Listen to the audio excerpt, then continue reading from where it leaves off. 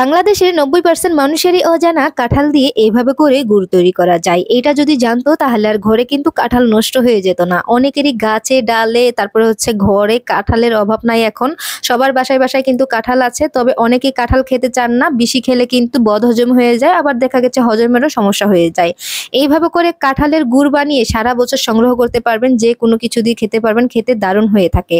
তো প্রথমে আমি কাঁঠাল নিয়েছি, কাঁঠালের বিচিগুলা কিন্তু ফেলে দিতে হবে প্রথমে।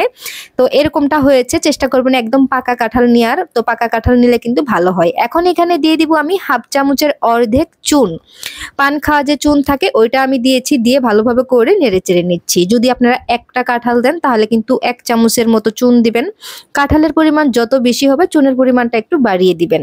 আমি এখানে হাফ চামচের অর্ধেক দিয়েছি চুনটা, দিয়ে এভাবে করে 10 মিনিটের জন্য ঢেকে রেখে দিয়েছিলাম। যখন দেখবেন যে হালকা করে পানি ওঠা শুরু করে দিয়েছে, তার মানে বুঝে নেবেন এটা পারফেক্ট আছে। এখন লাগবে আমাদের একটা সুতির কাপড়, যে কোনো একটা সুতির কাপড় লাগবে, কিন্তু সুতির কাপড়টা অবশ্যই পরিষ্কার করা থাকতে হবে। ময়লা কাপড় তো নেওয়া যাবে না, যেহেতু এটা আমরা খাবো। অনেক যত্ন সহকারে কিন্তু এটা বানাতে হবে। তো আমি একটা পরিষ্কার কাপড়ের উপর দিয়েছি, দেওয়া হয়ে গেলে এভাবে করে চিপে চিপে নিতে হবে।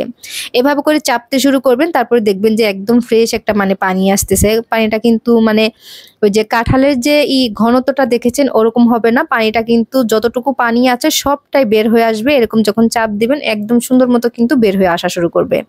এইটা বানানো একদমই সহজ, যে কেউ বানাতে পারবেন, একদম সিম্পল, কোনো ঝামেলা নাই। অনেক সময় কাঁঠাল আমাদের খাটের নিচে পচে পচে যায়, আমরা খাই না, কি করব সেটাও কিন্তু জানি না।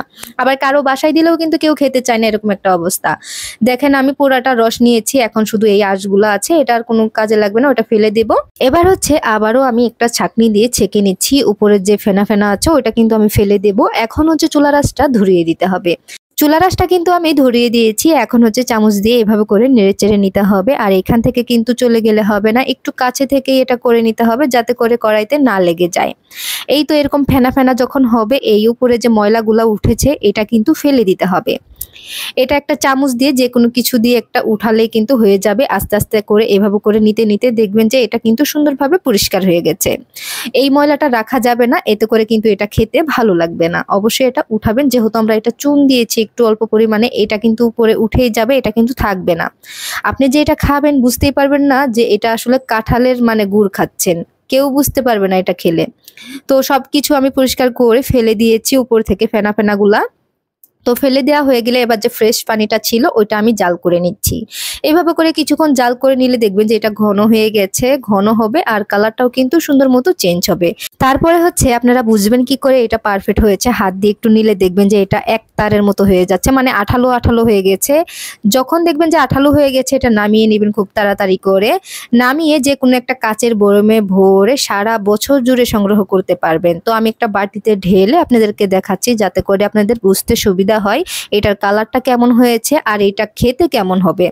একদম যে কেউ মানে এটা খেয়ে বুঝতে পারবে না যে এটা কাঁঠালের গুড়, মানে যতক্ষণ না আপনি বলছেন, এত পরিমাণে মজার হয়ে থাকে। আর আপনারা কোন জায়গা থেকে ভিডিওটি দেখছেন অবশ্যই কমেন্ট করে জানাতে পারেন, যাতে করে আপনাদেরকে ধন্যবাদ দিতে পারি। ইউটিউব থেকে দেখলে আমার চ্যানেলটি সাবস্ক্রাইব করে রাখবেন, যাতে করে সবার আগে আমার ভিডিওটি পেয়ে যান। আর এই গুড়টা এত মজা ছিল আমি বলে বোঝাতে